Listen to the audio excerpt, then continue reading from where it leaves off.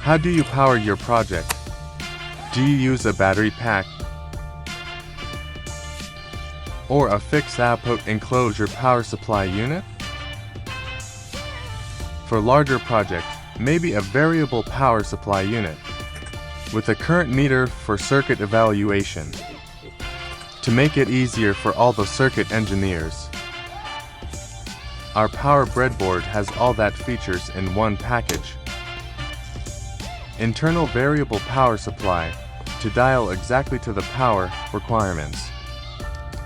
An internal current meter for circuit evaluation at any given point. The unit comes with 3 large breadboards for any project size. In addition, a variable negative voltage source and a fixed 5 volts output. This is the power breadboard PBB-272C.